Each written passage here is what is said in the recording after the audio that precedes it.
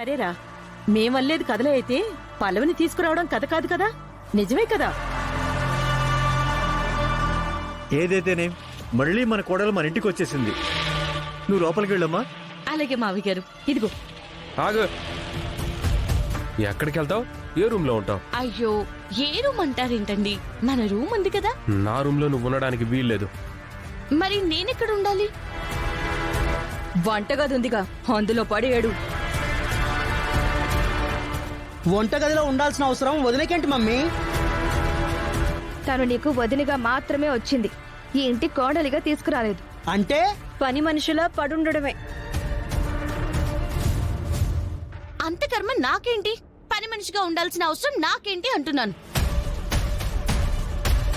నాకిల్లు లేదా, నా అన్న వాళ్ళు లేరా? తను ఇక్కడ ఉండడం ఇష్టం లేనప్పుడు ఎందుకు తీసుకొచ్చారా? పంపించండి. చెప్పమని చెప్పండి మావయ్య గారు, ఇప్పుడే వెళ్ళిపోతాను. నేనేం బతిమాలుకొని ఇంటికి రాలేదు, మీరందరూ బతిమాలతోనే వచ్చాను. పంపించండి సుమా. చెప్పాను కదండి, తప్పనిసరి పరిస్థితుల్లో తీసుకురావాల్సి వచ్చిందని. అంటే వాడి అవసరం కోసం వాడు వెళ్తాడు, మీ పరువును మీరు కాపాడుకోవడం కోసం ఆ పిల్లని మీరు ఇంటికి తీసుకొస్తారు. మీకోసం మీరు అమ్మాయిని ఇంటికి తీసుకొచ్చినప్పుడు ఈ ఇంటి కోడలుగా తన గౌరవం తనకి ఇవ్వాలి కదా. లేదు, తను కోడలు కాదు, మాకిష్టం లేదనుకున్నప్పుడు వదిలేయాలి. ఏం జరిగినా, ఏం ప్రాబ్లం వచ్చినా మీరు ఫేస్ చేయాలి.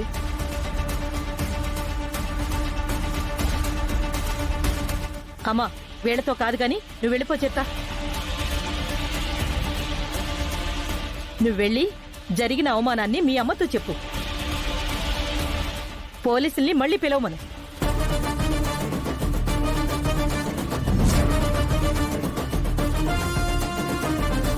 ఒరే చంటి, ప్రసాదు, మన ముగ్గురికి కలిపి ఒక భోజనం పార్సల్ తెచ్చేయండి, సరిపోద్ది.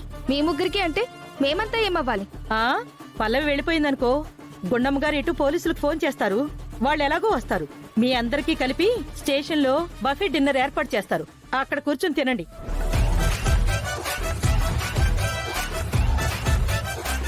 చెప్పండి, ఇంట్లోకి వెళ్ళమంటారా, బయటికి వెళ్ళమంటారా? అయితే నా రూమ్ లోనే ఉంటావు కదా. మన రూమ్ లో ఉంటాను అంటున్నాను. మన అనేది మన ఇద్దరి మధ్యలో లేదు. నువ్వు అనుకున్నట్టు నా రూమ్ లోనే నువ్వు ఉండు, నేనే వెళ్ళి ఆ స్టోర్ రూమ్ లోనో వంటగదిలోనో పడుకుంటాను.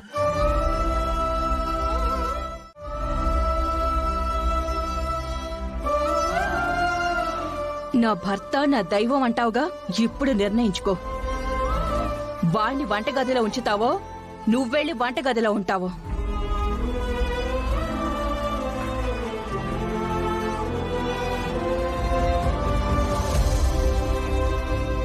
వంటగదిలో పడుకోవాల్సిన అవసరం నీకేంటమ్మా?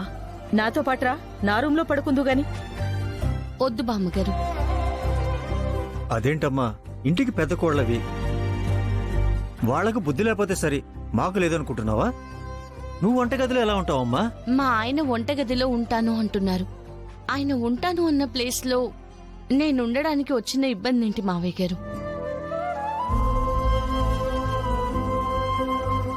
నేను వంటగదిలో పడుకున్నంత మాత్రాన ఈ ఇంటికి కోడల్ని కాకుండా పోతానా? ఆయనకి భార్యని కాకుండా పోతానా? ఏ రూమ్ లో ఉంటున్నానని కాదు, నా ఇంట్లో నేనున్నానా లేనా అన్నది నాకు ఆనందం. వంటగదిలోనే ఉంటాను.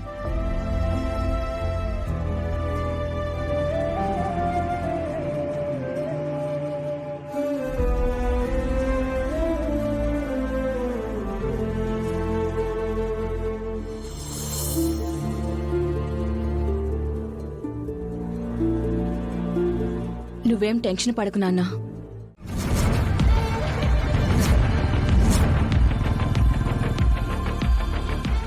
రాయ్ నాన్న చరణ్, రాయ్ ఎవరనుకుని ఆపారా మా వాళ్ళని? గోల్డ్ పార్టీ అని ఆపామరా.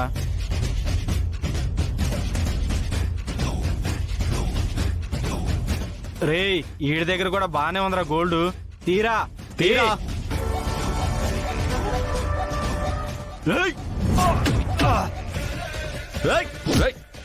నాన్న చరణ్ రేయ్! పక్కరండి దగ్గర లాక్కుండా వదిలేయండిరా వదిలేయండిరా ప్లీజ్ మీకు కావాల్సిన నగలన్నీ ఇచ్చేసాం కదా మా వాడిని ఏం చేయకండి మీరేంటి చూస్తా ఉన్నారు మేము మెల్లవి తీసివ్వండి.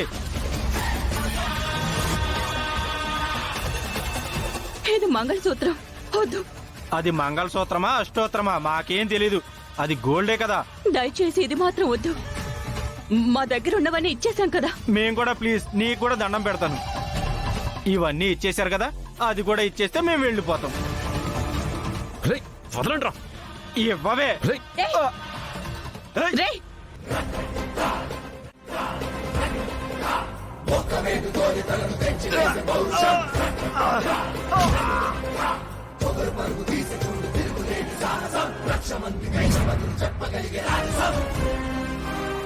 ఎవరనుకుని టచ్ చేస్తున్నారా?